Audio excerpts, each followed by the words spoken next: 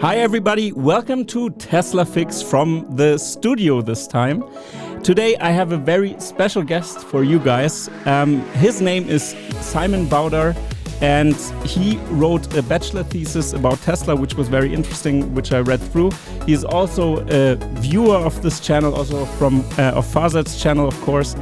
And he is in the Tesla subreddit. And maybe you can talk a little bit about you, what you do, and then we can just jump right in. Yeah, so thanks for the invitation, first of all. As Jan has already said, I'm a student from Germany and I've written my Tesla thesis this semester. I'm 23 years old. Maybe we should start with the question why I choose this topic. I think that's quite important to understand, to just get started a little bit. So I first got in contact with Tesla when I was 16 years old, I think. And I'm playing table tennis very passionately, so my youth coach in this time just bought a Tesla Model S, and it came from Fremont. And he even had a factory tour there, so he knew kind of a lot about the car already. And I first got in contact with the car when we went to our yearly training camp, and we rode about 400 kilometers with it, also supercharged with it. And I was in the passenger seat, and I was looking at it, and I thought, well, I've never seen anything like that before, with the huge center screen in the middle of the dashboard. And I thought, this kind of looks to me like the future, you know? Yeah. You know what I mean? Yeah. Just with a big touchscreen, everything in front of you, you think, wow, they really seem to go into a direction that I really like. And I thought, okay, that's really, really interesting. Of course, over the years, I finally get in touch with some YouTube channels about Tesla. I think the first ones were Dave Lee and Stephen Mark Ryan and all these kinds of guys. Me too. Stephen Mark Ryan was the one who got me into investing as well. So that was a very, very fun time. But I think it was maybe at the end of 2019 when I first saw some videos of him. And then I got interested in the investing kind of side of Tesla and the company itself, you know. Since I've looked at Tesla from the investing side, I always kind of thought, I will write my thesis about these guys, whatever it takes. But in some point, in some case, the thesis will be something about Tesla itself. I've read the thesis because I'm also writing my master thesis about the case study of VW versus Tesla, but more on the company culture side, as all of you know probably, because that's my main topic I always talk about in my videos, because I have this design background and am aiming to get into design management. That's why I'm all about this topic. But I've read your bachelor thesis and I was astonished how good it was in terms of giving an overview of the situation with Tesla, because you looked at the financials of Tesla and compared it to the other OEMs, for example, VW or Porsche or you name it, BMW, for example, also. And I wanted to talk to you about this topic, especially in comparison with the German OEMs, because we all know Germany is heading onto a huge cliff, I would say, to say it politely, because it looks very dark. And especially in Germany, as you know, you also are from here. He's also from South Germany, near Stuttgart. And a lot of companies are dependent on the automotive sector in Germany. That's why it's so important to talk about this stuff. And we also talked before this podcast about, casually about, we don't really want German automotive companies to have problems. We want to see them win also, or compete at least a little bit, because that's competition is always healthy, and that's also something that gets slipped under the rug in my content also, because I think I mainly talk about Tesla and how good Tesla is, because they are in comparison, and it seems like I'm hating on the German automotive companies, but it's just in comparison, it's about the comparison. That's why your bachelor thesis is very interesting. So maybe you can just tell us a little bit about what you've analyzed and what was your conclusions. That would be interesting to hear. Yeah, so what I've looked at was that multiple things, actually. So first of all, I looked at the automotive industry itself, at some of the competitors. For example, and I've chosen 4. I've chosen VW, I've chosen BMW, Toyota, and NIO. So one with NIO one manufacturer that's only BEV related, and the others old legacy guys that are trying to transition. So I've looked at the competition, and I've also looked at the trends at the current automotive sector. For example, with the e-mobility. So I have chosen BMW, VW, Toyota, and NIO because they are very, I would say, easy targets to look at. Yeah. Because they are very, very public about their goals and achievements and what they're trying to do. On the good side or bad side, you could. Or hybrids. Okay. And so it was relatively easy to get to know each of them. So I've started with VW as one of the largest automakers and also located in Germany, because they are really trying their best to transition to BEVs, and their former CEO Herbert Diess really tried that to go that direction, but he got sacked, and we all know that. And now Bloom is taking over, who's for e-fuels, which is kind of annoying to be honest, but whatever. I've also, for example, looked at the advantages and disadvantages of electric cars, for example, like why the customer will like them, why the OEMs should like them eventually, what kind of benefits there are for the environment, for example. And there are many pros for the consumer and for the producer of BEVs, and why they will probably make it in the long term or near term. Also, I also looked at adoption and such things, and we are already at a point where the adoption rate is in most regions above 10% or even 15%, for example, in China. So the market penetration of battery electric vehicles is already at a point where it can't really be stopped anymore. We are starting to look at a S-curve, a ramp up of the BEV sales, like we already saw in Norway, for example.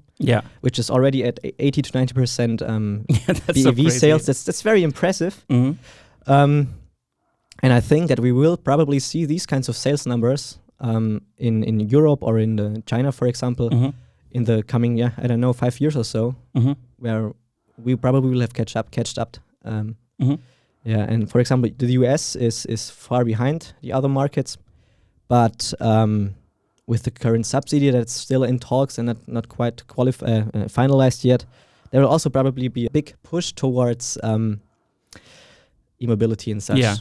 They are currently at, 4 to 6% or something of total car sales are electric in the US. You mean 4 or 6, not 46? 4 to 6 or 4 to 6. 4 to 6%. Okay. That's I just wanted to clarify. Correct.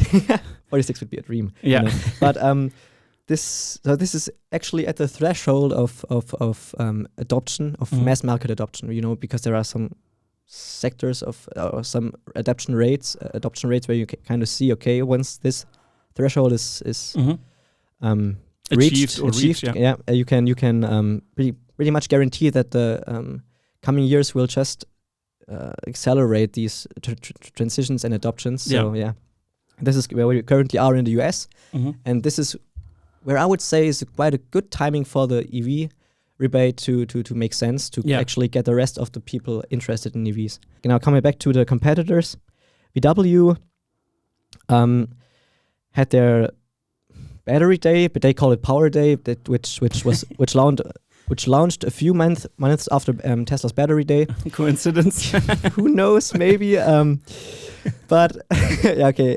Personally, I think it was just a little troll towards Tesla, because nothing they really showed was either impressive nor it was very, very aggressive from the company standpoint compared to Tesla's goals anyway.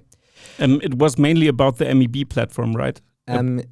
Or the Artemis project. Correct. So the Artemis project, or the car or the platform that's coming after MEB, is the so-called SSP platform, which will launch, they say, in 2025, 2026. Which Porsche, by the way, doesn't want to participate in. I know, and I think also Audi is not really amused about it, especially because of the software that's lagging behind, extremely lagging behind. Currently, they're only building or producing MEB platform cars. As far as I know, about 600,000 last year. That could be true. Or 500,000, I'm not entirely sure anymore. And they try to produce 800,000 this year and 1.3 million in 2023.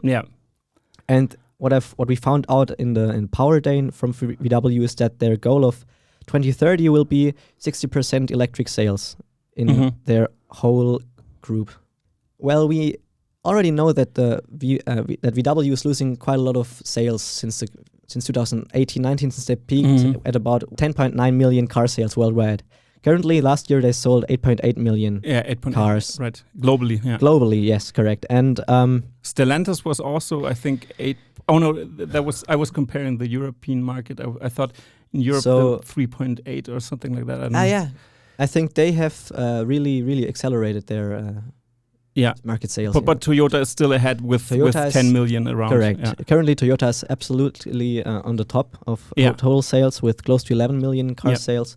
And VW is shrinking since 2018, 2019. And by the way, they've just announced they try to grow their sales again in 2022, their total sales. But looking at the first half of 2021, this is not going to be possible, in my opinion, because every time the second half of the year wasn't really better for VW. But we will see. And for their MEB or battery electric plans for 2030, as I've said, they wanted 60% of their cars to be electric. And because it's quite difficult to look at relative markets and absolute markets in this kind of sense, and to actually get to a certain number of sales in this kind of environment, I've made a Warren Redlick kind of comparison just by looking at their battery production goals. So they have announced in their Power Day, Battery Day, whatever, that they want to produce 240 gigawatt hours of battery cells until 2030. All these battery factories, gigafactories, if you want to call them that way, will be in Europe. 6 in total, each of them capable of 40 gigawatt hours of battery production. And so in total, 240 gigawatt hours until 2030. The other thing they've said is that, or not only in the Power Day, but actually what they announced was that until 2025, they want to have 150 gigawatts available for their European market. Okay, that would be actually enough to satisfy the European market at, I don't know, I think about 1.5 or 2 million sales total for VW. If I remember, I think about 2 million sales from VW are actually in Europe, so that would be quite enough to satisfy the demand there. Okay, great. So the thing is, the other 90 gigawatt hours would be left for the US and China, which together with Europe make up 2/3 of the total car sales of the world. And with 90 gigawatt hours, you can imagine you don't come very far. If we compare that to Tesla, Tesla's trying to produce 100 gigawatt hours of batteries, or at least a run rate of 100 gigawatt hours of batteries this year, or at the end of the year, and also getting 100 gigawatt hours from the suppliers this year. And so I want to add something there because Tesla is really liked in the Chinese market in comparison to VW.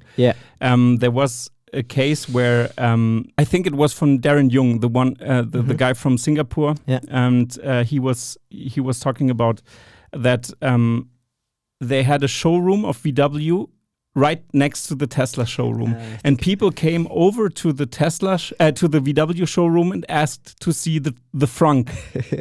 And then they said the VW has no frunk, and then they watched at the software, and then just many people just left. And I think he was talking about someone who was working for VW in China, and this was very interesting because people didn't like it. He really realized, like from on the front of the sales, where they make the sales in the stores. He really said that people just walked out and it didn't came back actually, and people just went to the Tesla shop right across the street.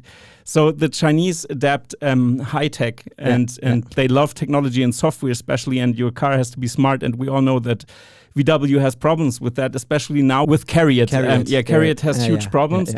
Especially with the version problematic that is right now. I mean, they 1.0 or the 1 software is not compatible with the 2.0 software.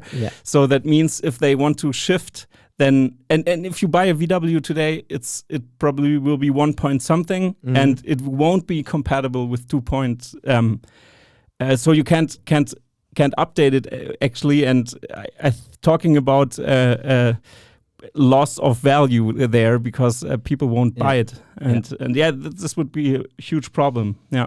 As you said, in China, BMW has very, very, very extreme problems with their BEV sales because they are constantly lagging behind their own set goals, and they're constantly slashing their own goals for the future and still don't make it. As we've already said in the beginning, we really don't want anybody to fail in this space, but it's really scary to see how such a big company can really lose track of their customers, of their products, of anything in the space. That's really scary. What do you think? What implication this has if VW has problems like this? I mean, you also live in Germany, and maybe like on a personal level. You know, as far as I know, the whole automotive space in Germany, directly or indirectly, has 600,000 people working for them. The switch to electric e-mobility is already quite hard enough for all these legacy guys, especially even without the Ukraine crisis, without any kind of supply chain problems or any kind of COVID lockdowns or anything like that. It would be way too hard already, or extremely hard already. Yeah. And then the next thing is we have Tesla, who is really stealing market share everywhere. Who's outpacing innovation in manufacturing in any kind of important thing. 3 times faster as the VW ID3 really production.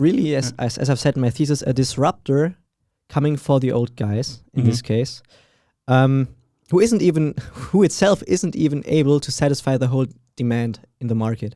I've looked at all the regions, and I've said, well, the market is growing to at around 70 to 100% per year in some regions, and even Tesla with their 50% annual sales growth goal is not capable of growing fast enough to satisfy this demand. Huge demand. Yeah. This is really a problem, and as we all can see in the BEV sales of competitors, none of them is even close to Tesla speed.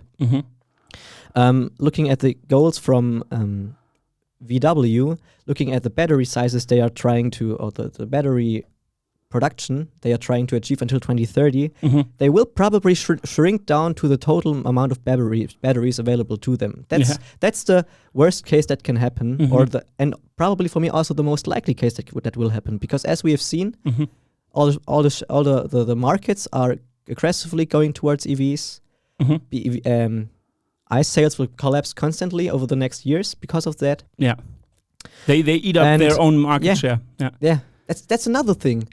The cars, the ID4s and especially the ID3s, take away market share from the Golf, I would say, for example. Yeah. A problem that NIO or Tesla doesn't have, for example. Also a huge problem for them. Yeah, it's so different. If you legacy automakers have on top of everything, they have to compete with a company that doesn't need to shift from a technology to another one. They just use the state-of-the-art technology in the first place. Yeah. And yeah, that's really crazy, actually. Yeah. And if you look at VW's total battery amounts with 240 gigawatts, and let's say, okay, I've looked at some of the available cars in Germany. I think or in Europe, the average battery size is 66 point something kilowatt hours. Okay, let's round that down to 60 kilowatt hours per car, per battery per car. So that's about 4 million BEVs with 240 gigawatt hours of total battery capacity. We don't know anything about any battery capacity outside of Europe. We don't know anything about the total sales in other regions. We only specifically know about the things that are going on in Europe. Of course, they say, okay, they think that the market or the demand in China will grow this and that fast. Okay, whoever thinks that, I don't know. For me personally, that's what I've said in the thesis. VW tries everything they can to hold up the winner's flag in the European market and say we are the market leader in BEVs in Europe, but at the same time totally let down their market in the US and in China, and the competition is just going to overrun them because we don't have any more information about them. They don't, or that's the scary part about this. And either they themselves don't know what they will do, or they know it but just don't want to talk about it. Both very scary, I think, because on the one hand, the first thing is that okay, they're really screwed with the first assumption, and the second assumption is that, which is they don't want to talk about it, is they're probably ashamed of this, or they probably know this is going to be problematic for the public, or something they don't agree with. So I have to add something there, because that's what I also the pride problematic is something that I've analyzed in some of my talks we had and conversations I had with the guests, for example with Alexandra Merz or with Joe Justice also, and also with Farzad. We talked a lot about this. Is the German culture is very special in that regard. We are so security focused, and that's a huge problem, because that's why VW just decides for securing everything. Yeah. But actually, it's with Alex Voigt, he also was on that page. He said, like, actually, this strategy of securing everything and making sure everything is secured is actually the other way around. It's more like it's more dangerous, that approach for the future, especially because they have to take risks to move forward now, and now is the time to take risks. And Germans are so risk averse that they don't really want to do it. Yeah. And the pride problematic is also like this, because the automotive companies are the pride of the Germans. Yeah. Do you feel the same way as a totally? Yeah. As people from are from the south, we are located in between BMW and Mercedes and Porsche, and or Audi, for example. That's totally a thing. Yeah. The car as a status symbol is really, really important for the Germans, and the German quality and engineering and that's they love their over-engineered buttons and stuff like that. They really like it. It's really. For me, it's totally annoying. Me too. Honestly, since I've looked at the Tesla Model S from my coach, and also since I've also driven the Model Y a few weeks ago in a test drive. Yeah, congratulations. That was awesome. It felt great. I was there with my brother. It was totally cool. Absolutely. Do it if you can. If you can book a test drive in any region you are at, do it. It's really, really great. It's really fun. And I'm scared to do it, because when I do it, I might be selling some stuff. I've pressed down the accelerator pedal once after a red light, and my stomach still hurts from this experience. my head couldn't get around the acceleration. That's really, it was really, really scary. It was really an amazing experience.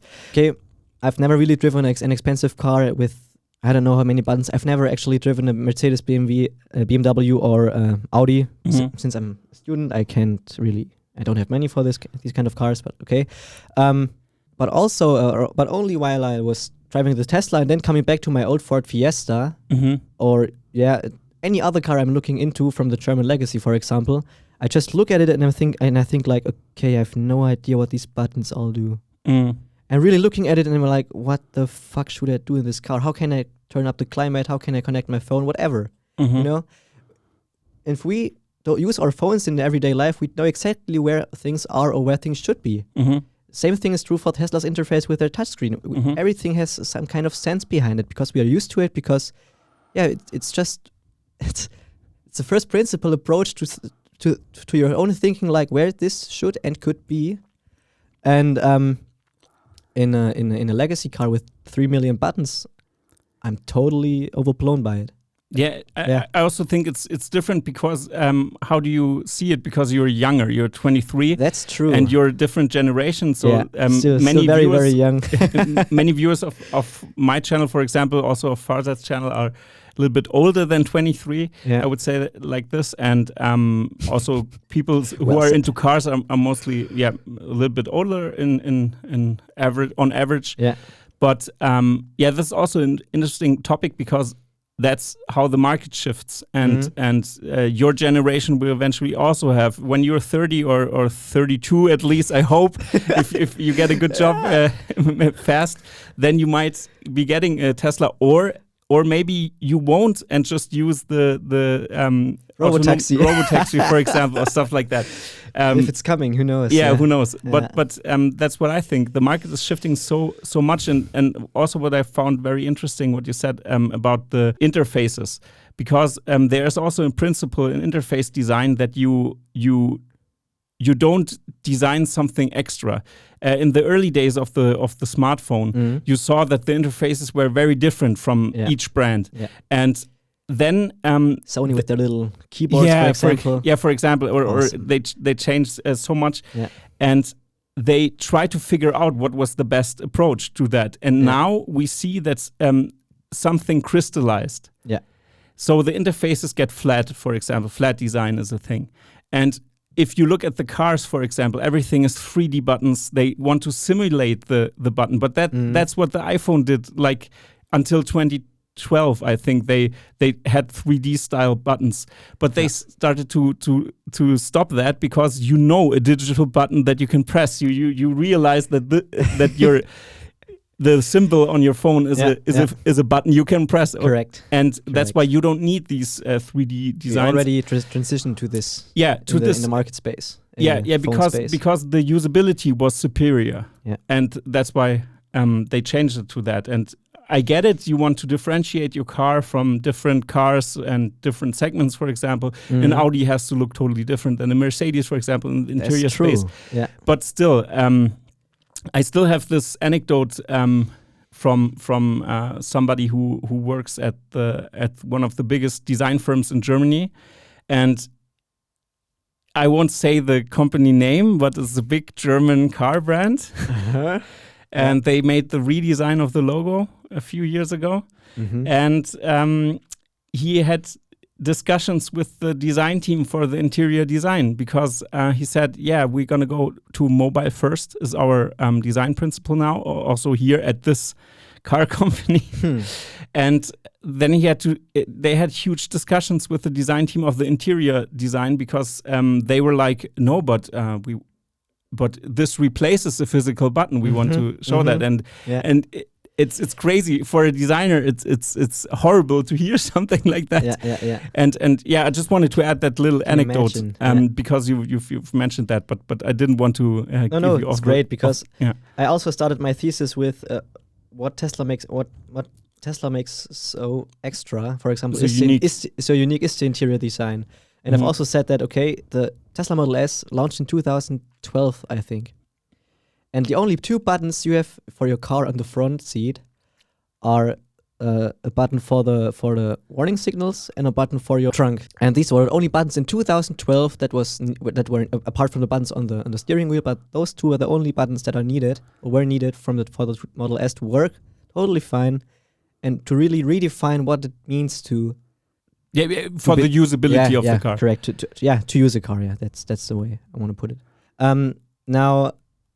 Looking at BMW, looking at Toyota as the other legacy guys that mostly are selling ICE vehicles. BMW tries to have a multi-strategy where they are using one platform that suits all kind of propulsion systems. Yeah, for example, internal combustion engines, their cars always look the same. It's just correct. They have one platform for the ICE car, for the hybrid, for the BEV, for the H2 car. I'll just name it. I don't want to blame it. But hydrogen, the hydrogen car. Let's see how this works. Maybe, who knows? But BMW, for example, thinks until 2030. And I was writing my thesis. They have told the public that they want to sell 7 million electrified cars until 2030. What does electrified mean? Well, that also means hybrid cars. 7 million hybrid cars. Also in the mix. But in the mix that's why I had the number 5 million or maybe something. That's why I get the number from. Because 2/3 of these 7 million should be BEVs and 1/3 should be hybrids. Okay, so that's what their management set as their 2030 goal. I think side note, 2035, you can't register an internal combustion engine car anymore. Just a side note. Let's see how so that much works sense out. in these announcements. Like, whatever. And I think they have updated these announcements so they actually want to produce 10 million electrified vehicles until 2030. Once again with about 2/3 totally fully electric cars. And so I've looked at the numbers and I've looked what they've sold until 2020 at the end of 2021, which in total is about 500,000 cars.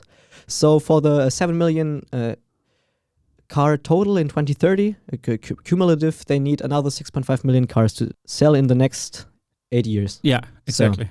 So on the whole, not year by year, and Tesla aims to produce 20 million per year at 2030. Correct. At least the half of that, 10 million.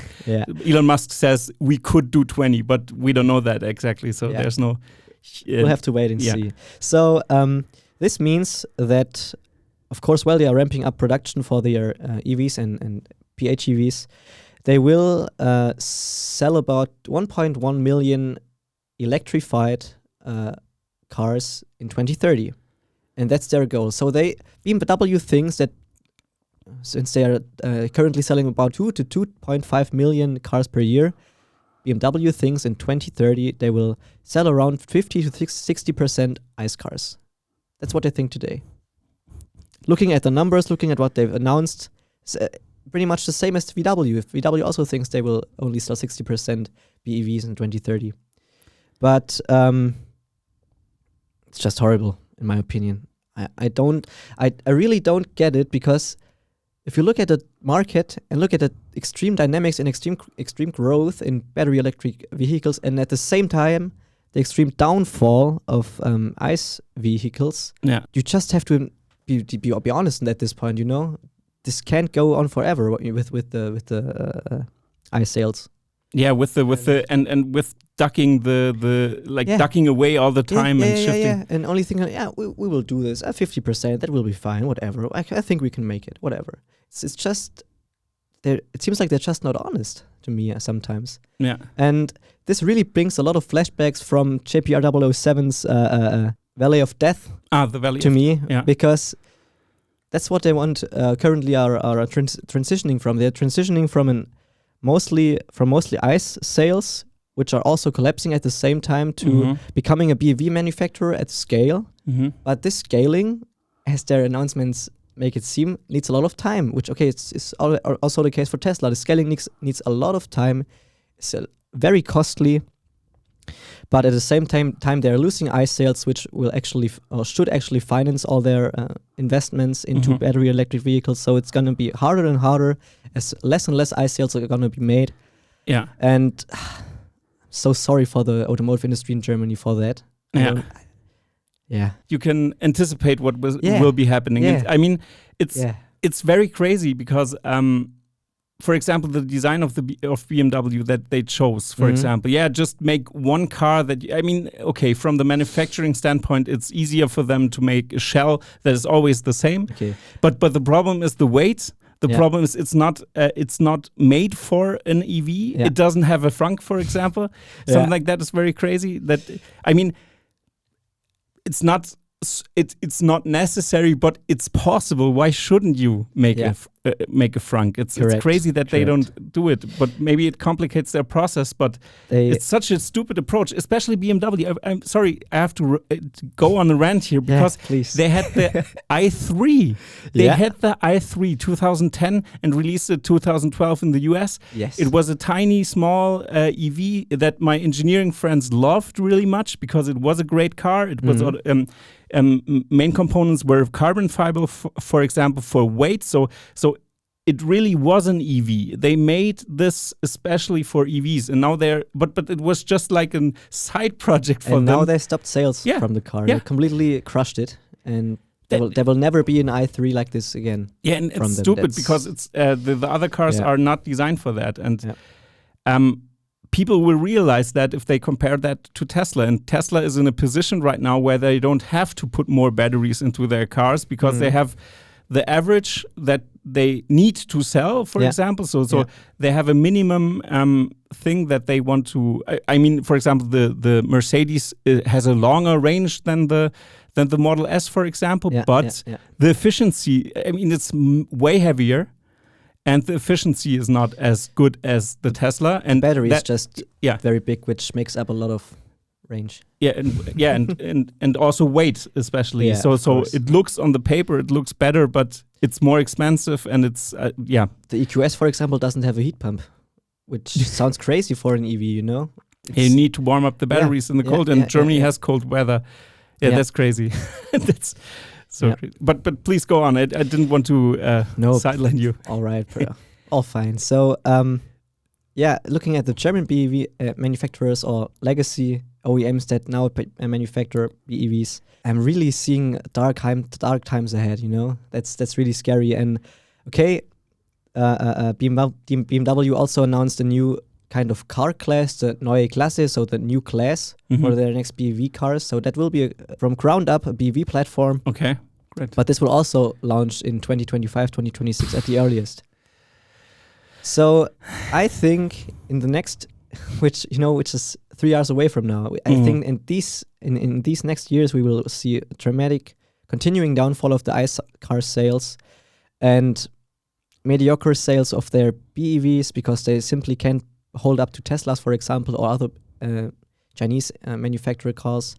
So they're gonna have a tough time, really tough time. Competition everywhere, yeah. And now going away from our German manufacturers, I've looked at Toyota, and I know in the BEV scene, Toyota is kind of a meme because they have come out with their first BEV ever, pretty much 10 years after everyone else launched their first EV. So which is crazy because they had the hybrid. They had the what was it called? The Toyota Prius. Yeah. They had the Prius, and it was very great adoption. Also, people bought that. But they didn't follow. They didn't make an EV Prius, for example. Toyota, or especially Toyota's management, tries so hard to let everything be as it is today. Yeah. Currently, they are selling 8 million ICE cars and about 2.5 million HEVs. Not even PHEVs, but HEVs, which also includes PHEVs. So plugless hybrid cars, which are even worse than plug-in hybrids. And they are using extreme amounts of money and extremely big advertising campaigns to make it stay that way. They also lobbied in California, for example, to overthrow a law that is something. But that's like 2 years ago or something. They did that. So, and the sad part about this thing is the Toyota CEO is really behind their strategy. They think everything is all right and it's going to be all right for the next 20, 30 years, whatever. And you can actually download Toyota's total sales. You can look at Toyota's total sales for every year and for every kind of propulsion system. So you can look at ICE cars, you can look at HEVs, you can all look at different kinds of HEVs, and you can look at fuel cell cars, H2 cars, and BEV sales. The thing that scares me the most about is, even though everybody else sales or sold a lot of EVs already, Toyota has never sold more than 0.8% of their total car sales in BEVs. Never ever. The most cars they have sold, the most BEVs they have sold in 1 year were about 3,000 or 4,000 or something, and also the new BEV which is now for sale or which they announced, BX4Z or something. I don't know anymore. Very strange like number. That. Very hard to remember. BX470 or something. I don't know. Something like that.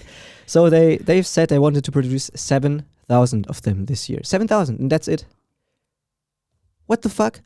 I mean, as I've told you 30 minutes ago, the market is totally screaming for BEVs, and every manufacturer is in that space for about 10 years, at least developing for at least 10 years. And then there's Toyota thinking like, the next 20 years will be the same as the last 20. We won't change anything. What? Okay. This is something the many people outside of Toyota criticized Toyota for, and also the investors criticized Toyota for that. So they also announced a strategy, I don't know, a few months back. And their next strategy for 2035, I think, was to sell, I think they said 4.5 million PHEVs and 3.5 million BEVs. Okay. This will total up to 8 million cars sold. What they haven't said what will happen to the other 2 to 3 million cars they're currently selling. We have no clue about that, and once again, I think they will sell more ICE cars in the future. They still bet on that, yeah. They totally bet on that. They totally bet on hybrids, and that's the crazy part. As you said, they had a Prius, and they are selling millions of hybrids each year. Their knowledge about batteries should be so good. you think from the outside. And then they're coming up with their first ever from the ground up produced BEV, which is just total bullshit compared to other cars you compare it with. It's the charging rate is bullshit, the range is shit. I don't know, whatever. It's everything a BEV stands for was totally missed by Toyota in their first ever BEV. So for me, any kind of hope is lost in Toyota's future. Yeah, it's crazy. And Sony announced that they want to make an EV or something. That's what we've heard, but very secretive still. And I think, I don't know, was Toyota a partner of them? Do you know that? I don't really know that right now. I'm also not sure, but I think they have something. They had a partner, maybe Honda. Could be, I don't know really which partner they have, but this could be interesting in the term in the sense that Sony really are good at software design. Also, they have experience in that sector. As Apple is also trying to get into the EV sector, this could also help. And I think that's the approach that they should do. And VW, for example, or the other OEMs especially, should have like made a startup and just invested money into that startup and let them do what they need to do and give them infrastructure, for example. Totally independent of their old legacy. I mean, you can see it. Like, which are the most compelling EVs on the market? It's all from more or less from startups or independent companies. For example, Polestar is a small is a startup that was branched out from Volvo. To develop this technology.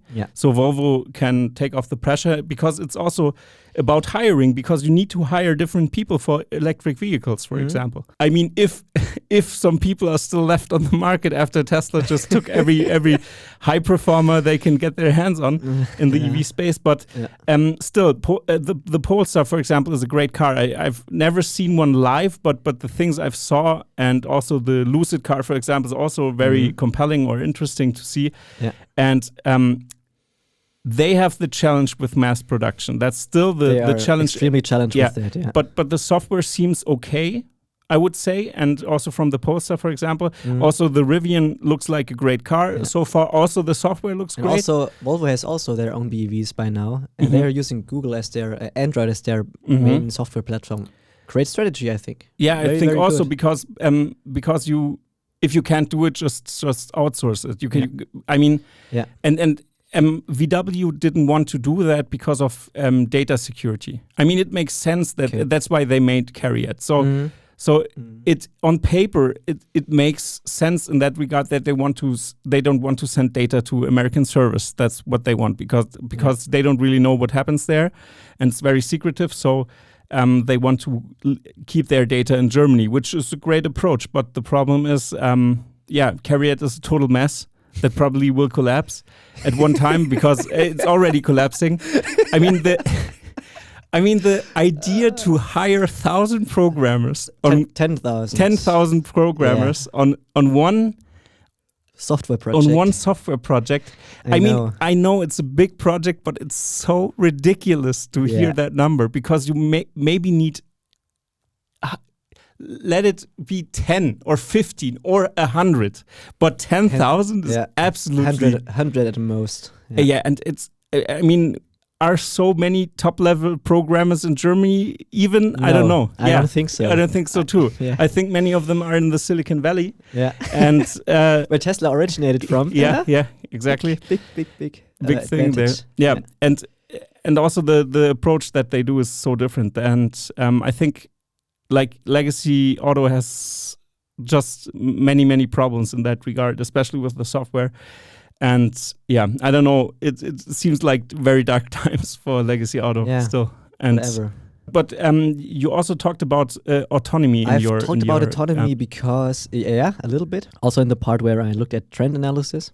Especially because it has a lot to do with the monetization of the company, because you looked at the financials So there is a in the very last chapters of the thesis, I'm looking at analysis research groups that analyze Tesla, and I found a Piper Sandler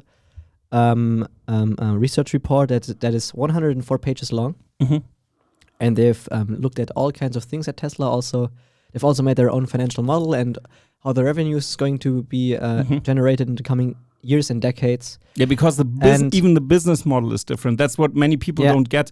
You can't compare Tesla to the car manufacturers because they have a different business model, and that's also something. If you want to make something innovative, you will look at the business model as well. You have to change. Maybe you have to change production. You have to change your design. You have to change.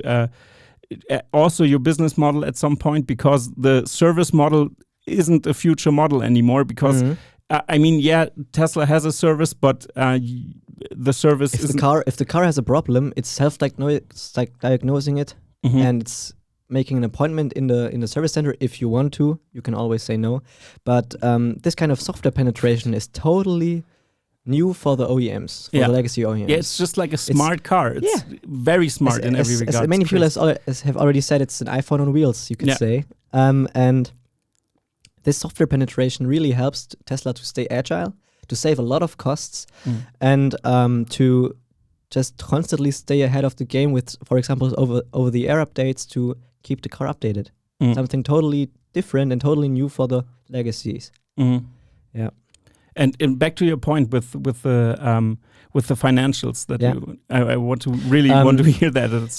For example, Piper Sandler looked at FSD or robotaxi businesses, and they have said, okay, we probably think that revenue of FSD will kick in 2030 or a little later. Their discounted cash flow model is from 2021 to 2040, so a 20-year discounted cash flow model, which starts their revenues from FSD at around 2030. So they have 10 years of development of FSD revenues.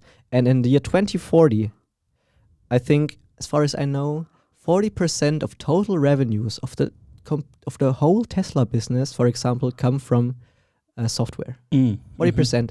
And from these 40%, 85% of this is margin. So it's money that Tesla can really get. Crazy. Or no extra costs. Extra costs. Yeah. But that still sounds for me very conservative also, because if you look at the rate of improvement, but let's see. I've also looked at the other parts of the business. For example, they've also chosen. I've looked at the margins they've chosen for the car business, for example, and they have said Tesla will have a 19.2 operating margin in 2026 and onward, getting better and better over time because of software, of course. But for example, 19.2% of operating margin were reached in the Q1 this year already, 4 years earlier. You know, okay, we had the downside of Q2, but still, Berlin and Austin were pretty much already at RAM stage and already costing a lot of money. And once all these starting issues are solved, and once these are solved, margins are going to be increasing, since we have a lot of new manufacturing techniques and so on that aren't used in Fremont, or at least Fremont is not optimized for all of that. Berlin and Austin are optimized for the new manufacturing processes, and the production of the cars is getting faster and faster. For example, the costs are getting lower and lower, especially with the 4680 batteries. Hopefully, once these are at scale, I hope this is something they will solve in this year, because this is very, very important for the future of Tesla, of course, and the valuation and so on. But back to my point, if all these things are coming together and they're actually faster at these things than many analysts are anticipating in the coming future, the logical consequence is that all of these models will have to be revalued, have to be redone. The expected values of Tesla's financials, or the expected value of Tesla's business, will increase. Simple as that. If you can decrease costs and getting better margins and so on, you can earn more money. That's that. And this is something that also many people don't look at. You know, they say, okay, Tesla is profitable because they're selling CO2 credits to all of their competitors, because they are, I don't know, selling Model S and Model X at 100,000 or 150,000 sticker price. Well, their average selling price went from, was 84,000 last year, I think in Q3 Q3 or Q4 or something, and now it's at 53,000 in Q2 2022. But it's still at a relatively normal level, for example, in the US market. In the US market, I think the average selling price of a car is around 50 or 51,000 euros, because every other competitor is also increasing prices. If your operations in the factories and your manufacturing is getting leaner and leaner and more agile and costing you less per car over the time, since you're improving the manufacturing and the time it takes to actually produce a car, your margins are getting better and better, and that's fundamentally what's driving Tesla's value. And this is something many overlook. And especially that manufacturing is so cheap, gets cheaper and cheaper because they implement software as much, and they have these AI processes that they use inside of the factory. For example, the self-management system that they have, they don't have like a manager. It was crazy to hear that, and I also looked a little bit into that. I was in talks with a company from Switzerland who they also do automation in a different sector. They are in the field of building buildings and of approving buildings and stuff like that. I've really looked into what automation can do and AI can do with that, especially with extractors that extract information from PDFs, for example, also, and put everything together. And something I would do as a finance people. I'm looking at SAP or Excel sheets or something and try to present that to the management. Something I'm pretty sure most of my work, especially as I was an intern last year, most of my work I've done there could have been automated easily. And stuff like that is very interesting. And Tesla puts it to a whole nother level with their if you work on the line, for example. And something changes. For example, the supply. I don't know. Maybe somewhere a truck got stuck, for example. So the stuff isn't in the factory at the right time. So the process changes life. It changes life and changes the things the worker has to do on the line just changes. And the line is not a fixed line. It's a agile line that can change even the course where the cars should drive. These they have these skateboards where the cars are transported on to put stuff on, and they are automated. They are like driving around, and then suddenly the line changes because of data that was gathered somewhere, and then changes the whole process and stuff like that. Makes it very fast, and people overlook that Tesla is not really a car company, it's a software company. I know they have their patents, they're making good cars. The technology of especially their drivetrains is incredible, especially from the Tesla Model S Plaid, for example. And stuff like that is so interesting. And the software side is so powerful. Like you said, they are peak innovation in the software space. I would kind of not disagree, but I would say Tesla has more core competence in manufacturing than many people think. Of course, the software side is overlooked, and so on and so forth. But they are both. They are like they're like really because I mean, for example, Elon Musk is a hardcore engineer, and he sits my down. thesis is starting with a little excerpt out of of Tesla's Battery Day. Elon Musk saying. Whatever you might think of us, so I'm you can read it if you want. I can. It's I have actually it here. there. I'm gonna read it now. You can read it out. I read it out. I mean, basically, Tesla is aiming to be the best manufacturer of any company on Earth. This is the thing that's actually most important in the long run, I think, just from a company standpoint and from basically achieving sustainability as fast as possible. But I think also for long-term competitiveness, eventually every car company will have long-range electric cars. Eventually every company will have autonomy, I think, but not every company will be great at manufacturing. Tesla will be absolutely head and shoulders above anyone else in manufacturing. That is our goal. Elon Musk at the Battery Day 2020. And that's where my thesis is more or less starting, because I think that's something extremely important to understand first to actually get the value of Tesla. You know, to get the software side, to get it but at least for the coming 5 to 10 years to get the manufacturing side of things. I mean, it's integrated. Really, software and manufacturing is like this. Okay, it's going hand in hand. Sure. Of course. But that was the goal of my bachelor thesis. I wanted to give the outside world, especially in my age group, which is totally uninformed about this, which actually is scaring me quite a lot. They have no people in my age group, they have no idea about the automotive space in Germany, which is extremely important. But they work in the automotive space. Many of them. Yeah, many of them will work or already worked as an intern there in this space, but they have also no idea about what is actually or what is potentially coming towards them. And I'm speechless about this. So I'm grateful, and I'm grateful I've found a professor that supported the thesis. I'm grateful that I could write it, and I'm thankful that the thesis turned out so well. I'm really proud of that thing, and I got a good grade. I got an A- for it. And I just wanted I wanted to show the world around me, or the people that are interested, hey, that's where we are potentially heading in the future, and that's why it's so important. And it's so important also to talk about that in Germany, especially in Germany, because we have a huge car market and people need to wake up here. Yeah. They're really asleep. They are too like on their high horse. I always say that. Yeah. They're very proud of their... It's quite well. Yeah, and the problem is disruption doesn't care about any of that. Disruption doesn't care about pride. Yeah. Disruption doesn't care about anything. And We have Kodak, was also a German company that was here. Yeah. Where's Kodak now? Gone. Yeah, it's gone, more or less. I mean, they have some... Gone. Yeah, and... Or for example, Sears is just gone because of Nokia, Amazon, for example. BlackBerry, Nokia is gone. Gone. Yeah. And we have so many examples where disruption was happening. And also the personal computer space. IBM didn't believe that a personal computer was feasible for the future. Dell, for example, was also a big player. Yeah. Also, yeah. HP totally lost it. Yeah. The big boys. Exactly. Or we've seen, for example, in the 3D printing space, the same thing.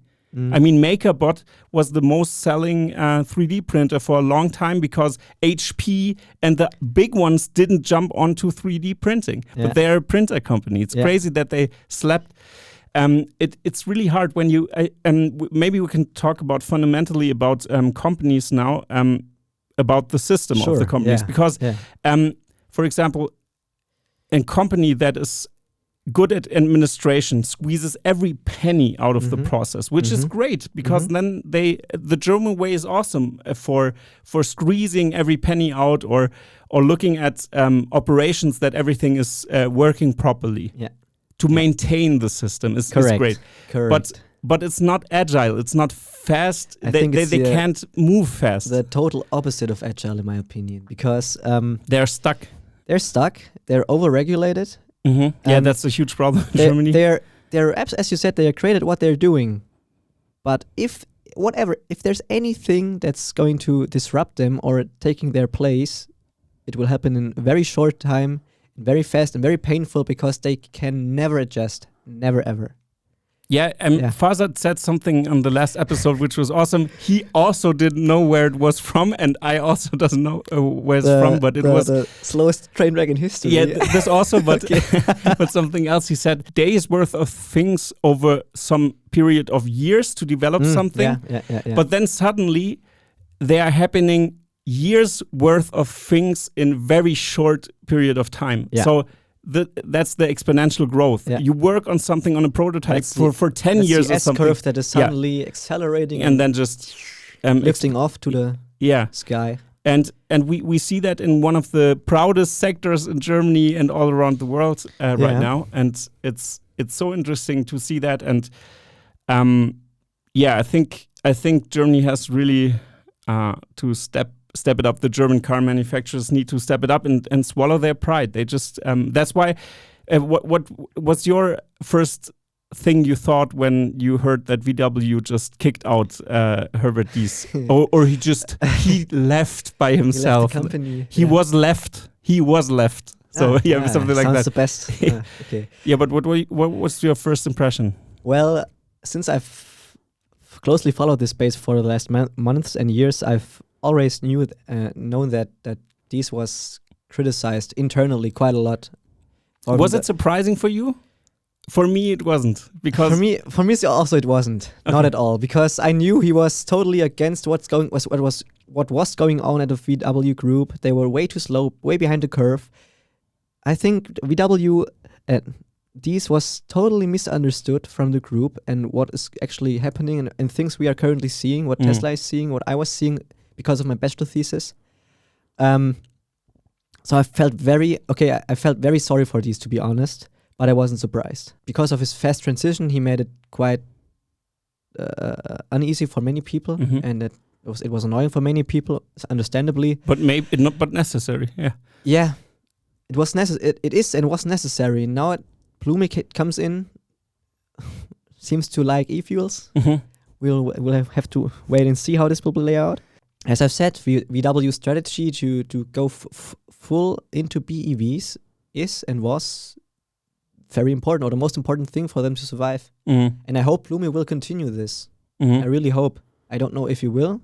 I think it would be a good idea, because I really can't see that, or I hope that VW or other legacy manufacturers, I hope they're really not that stupid to miss the whole boat about the transition, about the BEV market share, about the growth, especially in this place. I hope they know what they know. They know the data. They see the data, and I hope they will act accordingly in the next years or so. Because if not, as I said, we have dark times ahead, and that's something no one wants. Yeah, totally. And it is necessary. Germany has many people working in the car industry. That's why it's so important to stay afloat. I mean, if the sector is so disrupted that it just crashes, then it would be horrible, because it's not just only the workers working there. There are so many processes that are also hidden that we cannot see right now that could collapse, especially. And then I mean, simply the supplier network in Germany or in Europe, you could say, is huge. I have no idea how many, probably a million people are indirectly or directly involved in this kind of supply chain, ICE manufacturing or something like that. So, I mean, the transition, is currently also is painful, but still is, I would say, quite slow. And I think really, if you would have the balls and the money to do it, you would be easily able to transition. Or to find anything that's keeping your company afloat, not only as a legacy manufacturer, but also as a supplier or anything in this space, and manufacturer or anything. And I really hope that this is going to work out for Europe, for Germany, which is already having a big trouble with the current situation or situations with Russia and everything. It's crazy. So it's crazy how dependent if this will also come in the next year or in 2 years, and this will break our, I don't know, backbone of society, of the economy, because automotive industry is the backbone of our economy in Germany. And also the energy sector. Sure, too, with a lot of coal and such. And the dependency to Russia and with Russian oil is also our problem, but that's not something and Russian we can do something about. Gas, But we will have to wait and see. How it works out.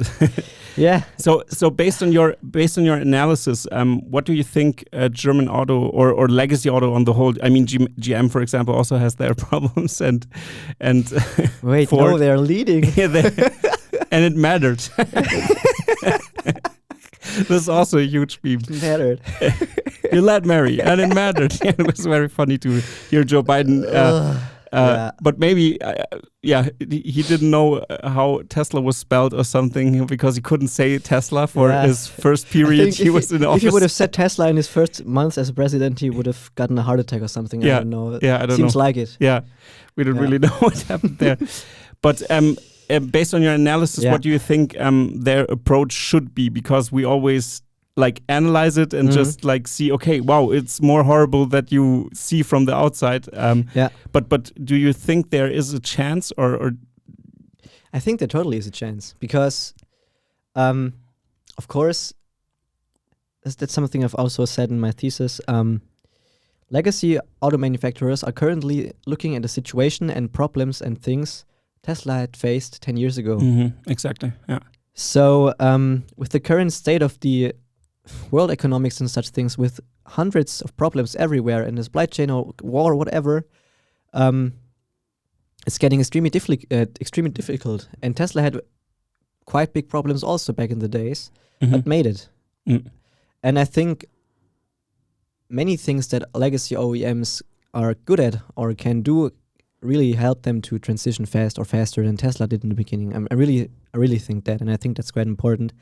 So I am hopeful that they will make it, and I think they can do it. I think the Valley of Death is a real thing, a real danger, and I think it will play out in some way or another. But I hope that whatever is left after that is able to support our society and our economy, especially in Germany. Yeah, maybe we'll, I don't know, bailed out or something. Yeah, from the German government. Who knows? Yeah. I think I've made my own internal list. Okay, of who is going to be in big trouble in the coming years, and I think GM is one of them. I think Toyota is one of them, and I think BMW is one of them, who is really, really lagging behind, and once it's getting too big, it's going to pay for it. Yeah. So yeah. But still, I have hopes that it's going to be all right. Yeah, okay. I mean, the goals from the OEMs are small, but they are quite... achievable, do you think? Yeah, achievable? They are achievable, a little bit challenging, I think. If they really wanted to, they really could improve their situation, and they could really be faster, and they could do things to make it. I also think that Germany is a very slow-moving giant that needs some time. I think what I see on the horizon is that Tesla might be having a market share of like 40 or 50%, really, as far as I see it now. I mean, it can shift someday, I know but if they can't really like get over this challenge of the software problematic, also BMW, also VW, everybody more or less has some kind of problem with the software. Yeah. And if they don't shift something or don't license, for example, the Apple CarPlay thing, they could do that. I mean, the design is so different from them. Maybe they won't do it, but there might be a solution for that problem. And also with licensing with full self-driving, if they can't make it, maybe they can license full self-driving from Tesla. And this would hurt them so much. Yeah, I know. Their pride would be destroyed, but they would have to. They would need to do that. Yeah, and especially when we hear the news, BMW crashed their full autonomous car, their test car. They had a test car going around in southern Germany, which crashed and sadly killed passenger and injured 9 more. But we don't know who's at fault there. Yeah. So I wouldn't blame anything or anything. Yeah. But also something like that is for me also news like that is very horrible, because in that regard that Germany is very fast with over-regulating something, and I hope also they forbidding something. Yeah, and I hope they look at the statistics. And I mean, that's tragic. Those one-of-a-kind cases that always pop up somewhere. Yeah. But you really have to analyze it and see what was happening really there, and hopefully that won't block full self-driving and this technology, because it will save lives. I'm pretty sure about that, and I really trust the software. Yeah. But yeah, we will see. It will look totally different in 2 years, and especially if the progress FSD has made is mind-blowing. Yeah, mind-blowing, really. Yeah, Simon, thanks for being here on the podcast. It was so far it was very interesting. Your projections of the future and stuff like that, and your bachelor thesis is sadly not available on the internet, but maybe you can give me a list of some sources that you've had, and then I can list them for the audience. Well, I had 130 sources in my thesis. Yeah, but like the main ones, for example, like we've talked about that 130-page analysis about, for example, this financials is quite important. And maybe you have 2 or 3 links that we can put them into. Trend analysis, competitor analysis, And also one thing I wanted to add about it, there actually was a graph that was made for any public announcement any OEM has made for their BEVs in the future, I think for 2030 or 2035. Cool. There was a pie chart which then showed what kind of percentage did every OEM in the future have. And Tesla had 52%. Okay, already. So yeah. Okay. Who knows? I mean, okay, this graph is, I think, 1 or 2 or 3 years old. The announcement from OEMs have been pushed up. But who knows? Yeah, but Tesla also pushed up. So that's the same, It's It's the same thing. Yeah, maybe you can look some links up, and I will put them into the description. And for the end of the show, maybe you can just greet your subreddit, because you're into subreddit very much. And I believe because you're here, many people will watch that from the subreddit. So shout out to you can just take a shout out which subreddit it is and everything. Shout out to the Tesla Investors Club, and shout out to our beautiful chat group full of guys that are also Tesla investors. Special thanks out to our German colleagues, Extreme Coding, Sticky Mac Stickface, or Stecker Auto at Twitter, and all the other awesome guys out there. You're awesome. Yeah, keep doing what you do. yeah, cool. But so everybody check out. I'm gonna put the subreddit down into the description as well. You can check it out.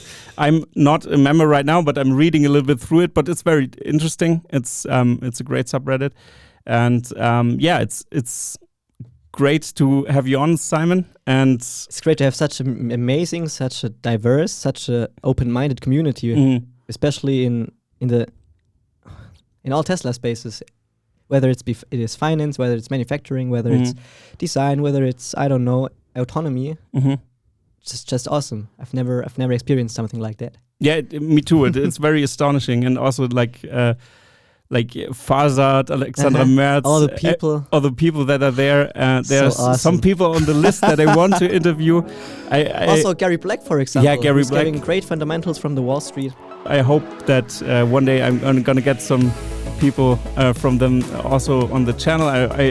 My dream would be to interview Stephen Mark Ryan because he was the OG for me. Because when the Cybertruck was announced and I watched his first videos, I was like, okay, it's happening now. Because I was observing Tesla since 2015, and 2018 I got more into it, and then in the beginning of 2020, I was like, okay, now it's the time. And then I started also to invest because of my student loan debt. And it worked out pretty well, I would say. But well, I was a little bit too late to the party, but yeah, it doesn't matter. Just a lot of room ahead of us, I think. Yeah, we still have room.